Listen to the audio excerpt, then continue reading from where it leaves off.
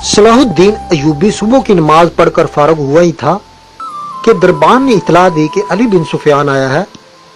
सुल्तान दौड़कर बाहर निकला। उसके मुंह से अली बिन सुफियान के सलाम के जवाब से पहले ये अल्फाज निकले, उधर की खबर क्या है? अभी तक खैरियत है, अली बिन सुफियान ने जवाब दिया, मगर सूडानी लश्कर में बेइत्मीनानी बढ़ती जा रही है। मैंने उस लश्कर में अपने जो मुखबर छोड़े थे उनकी इतलाओं से पता चलता है कि उनके किसी भी एक कमानदार ने क़यादत संभाल ली तो बगावत हो जाएगी। सलाहुद्दीन अयूबी उसे अपने खेमे में ले गया। अली बिन सुफियान कह रहा था, नाजी और उसके सरकर्दा सलारों को तो हमने खत्म कर दिया है, लेकिन वो मिस्री फौज के खिलाफ सूडानियों में नफरत का जो जहर फैला गए थे उसका असर जरा भी कम नहीं हुआ। उनकी बेइत्मीनानी की दूसरी वजह उनके सलारों की गुमशुदगी है। मैंने अपने मुखबरों की ज़बानी ये खबर मशहूर करा दी है कि उनके सलार बहरा रूम के महाज पर गए हुए हैं, मगर अमीर मोहतरम, मुझे शक होता है कि सूडानियों में शकूक और शुबहात पाए जाते हैं। जैसे उन्हें इल्म हो गया है कि उनके सलारों को कैद कर लिया गया है और मार भी दिया गया है। अगर बगावत हो गई तो मिस्र में हमारे जो दस्ते हैं वो उसे दबा सकेंगे। सलाहुद्दीन अयूबी ने पूछा, क्या वो 50,000 तजर्बाकार फौज का मुकाबला कर सकेंगे? मुझे शक है। मुझे यकीन है कि हमारी कलील फौज सूडानियों का मुकाबला नहीं कर सकेगी। अली बिन सुफियान ने कहा, मैं इसका बंदोबस्त कर आया हूँ। मैंने आली मुकाम नूरुद्दीन जंगी की तरफ 2 तेज रफ्तार कासद भेज दी हैं। मैंने पैगाम भेजा है कि मिस्र में बगावत की फिजा पैदा हो रही है और हमने जो फौज तैयार की थी वो थोड़ी है और उसमें से आधी फौज महाज पर है। मुतवक्को बगावत को दबाने के लिए हमें कुमंग भेजी जाए। मुझे उधर से कुमंग की उम्मीद कम है। सुल्तान अयूबी ने कहा, परसों एक कासद ये खबर लाया था कि जंगी ने फ्रैंकों पर हमला कर दिया था। ये हमला उन्होंने हमारी मदद के लिए किया था। फ्रैंकों के उमरा और फौजी कायदीन बहरा रूम में सुलैबियों के इत्तेहादी बेड़े में थे और फ्रैंकों की कुछ फौज मिस्र में दाखिल होकर अकब से हमला करने और हमारे सूडानी लश्कर की पुश्तपनाही के लिए मिस्र की सरहद पर आ गई थी। मोहतरम जंगी ने उनके मुल्क पर हमला करके उनके सारे मंसूबे को एक ही वार में बर्बाद कर दिया है और शाह फ्रैंक के बहुत से इलाके पर कब्जा कर लिया है।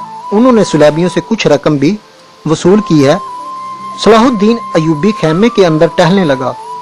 जज्बाती लहजे में बोला, सुल्तान जंगी के कासद की जुबानी वहां के कुछ ऐसे हालात मालूम हुए हैं जिन्होंने मुझे परेशान कर रखा है।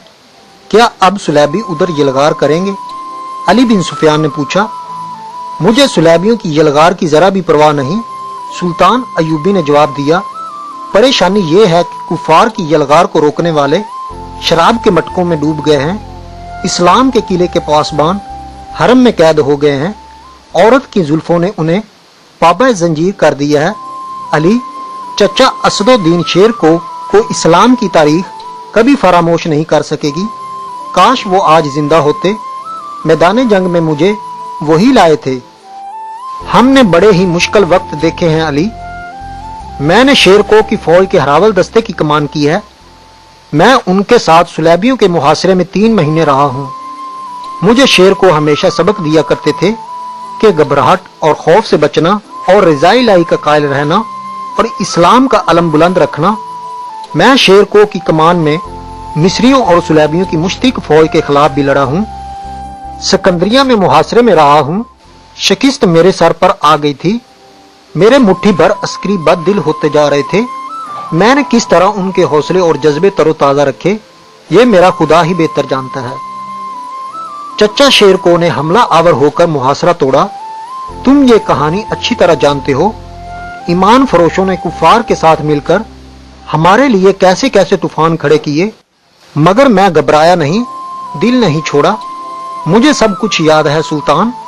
अली बिन सुफियान ने कहा, इस कदर मार का आराइयों और कत्लो गारत के बाद तवक्को थी कि मिस्री राय रास्त पर आ जाएंगे, मगर एक गद्दार मरता है तो एक और उसकी जगह ले लेता है। मेरा मुशाहिदा यह है कि गद्दार कमजोर खिलाफत की पैदावार होते हैं। अगर फातिमी खिलाफत हरम में गुम न हो जाती तो आज आप सुलैबियों से यूरोप में लड़ रहे होते, मगर हमारे गद्दार भाई उन्हें सल्तनत इस्लामिया से बाहर नहीं जाने दे रहे। जब बादशाह ऐशो इशरत में पड़ जाएं, तो रियाया में से भी कुछ लोग बादशाही के ख्वाब देखने लगते हैं। वो कुफार से ताकत और मदद हासिल करते हैं। ईमान फरोशी में वो इस कदर अंधे हो जाते हैं कि कुफार के अजाइम और अपनी बेटियों की असमतों तक भुला देते हैं। मुझे हमेशा इन्हीं लोगों से डर आता है।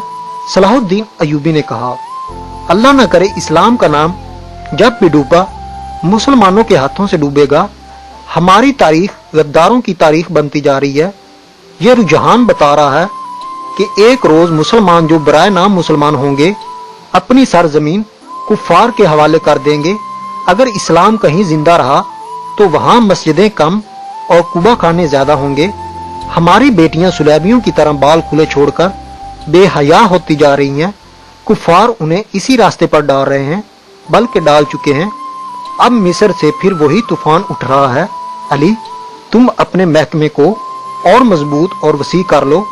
मैंने अपने रफीकों से कह दिया है कि दुश्मन के इलाकों में जाकर शब खून मारने और खबरें डालने के लिए तनूमंद और ज़हीन जवानों का इंतखाब करो।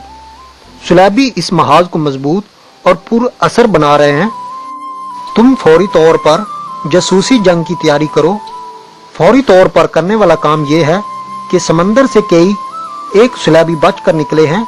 उनमें से ज्यादातर जख्मी हैं और जो जख्मी नहीं वो कई कई दिन समंदर में डूबने और तैरने की वजह से जख्मियों से बदतर हैं।